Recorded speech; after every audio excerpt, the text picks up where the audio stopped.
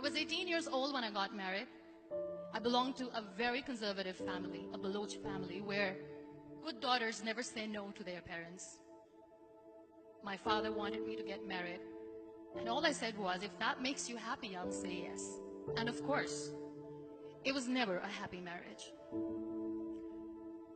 Just about after 2 years of getting married, about 9 years ago, I met a car accident. Somehow my husband fell asleep and the car fell in the ditch. He managed to jump out, saved himself. I'm happy for him. But I stayed inside the car and I sustained a lot of injuries. The list is a bit long. Radius ulna of my right arm were fractured. The wrist was fractured. Shoulder bone and collarbone were fractured. My whole rib cage got fractured. But that injury that changed me and my life completely was the spine injury. Many people came to rescue. They gave me CPR. They dragged me out of the car. And while they were dragging me out, I got the complete transection of my spinal cord. Those 2.5 months in the hospital were dreadful. I was at the verge of despair. One day, doctor came to me and he said, well, I heard that you wanted to be an artist, but you ended up being a housewife. I have a bad news for you. You won't be able to paint again. Next day, doctor came to me and said, your spine injury is so bad, you won't be able to walk again. I took a deep breath and I said, it's all right.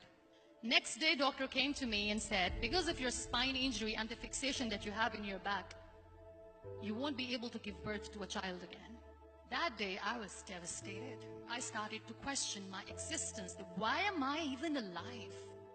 So what kept me going was, one day I asked my brothers, I know I have a deformed hand, but I'm tired of looking at these white walls in the hospital and wearing these white scrubs. Bring me some colors, bring me some small canvas. I want to paint.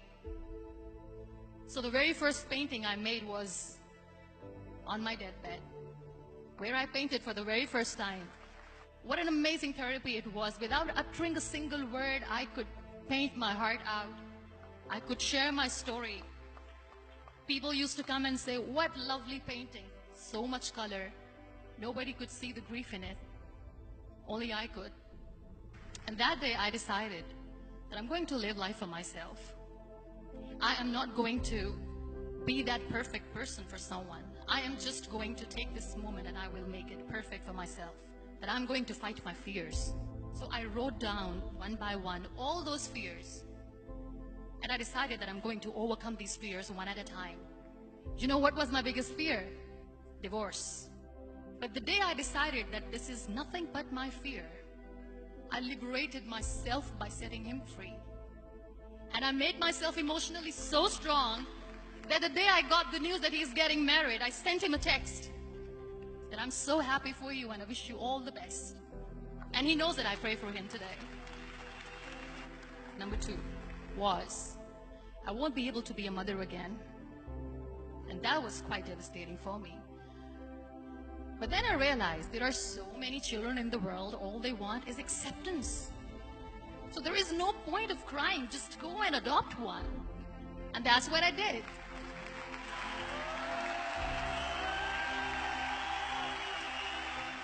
I gave my name in different organizations, different orphanages, and I waited patiently. 2 years later, I got this call from a very small city in Pakistan. I got a call and they said, are you Muniba Mazari? There is a baby boy and would you like to adopt? I could literally feel the labor pain. I said, yes, I am going to adopt him. I am coming to take him home. And that day, I was 2 days old, and today he's 6. You know, when you end up being on the wheelchair, what's the most painful thing? People think that they will not be accepted by the people because we, in the world of perfect people, are imperfects. So I decided to appear more in public, to join the national TV of Pakistan as an anchor person. I became the National Goodwill Ambassador for UN Women Pakistan, and now I speak for the rights of women, children. I was featured in BBC 100 Women for 2015. I'm one of the Forbes 30 under 30 for 2016. So when you accept yourself the way you are, The world recognizes you. It all starts from within. We have this amazing fantasy about life. This is how things should work. This is my plan. It should go as per my plan. If that doesn't happen, we give up. I never wanted to be on the wheelchair. Never thought of being on the wheelchair. This life is a test and a trial, and tests are never supposed to be easy. So when you're expecting ease from life, and life gives you lemons, then you make the lemonade, and then do not blame life for that. It is okay to be scared. It is okay to cry. Everything is okay, but giving up should not be an option. They always say that failure is not an option.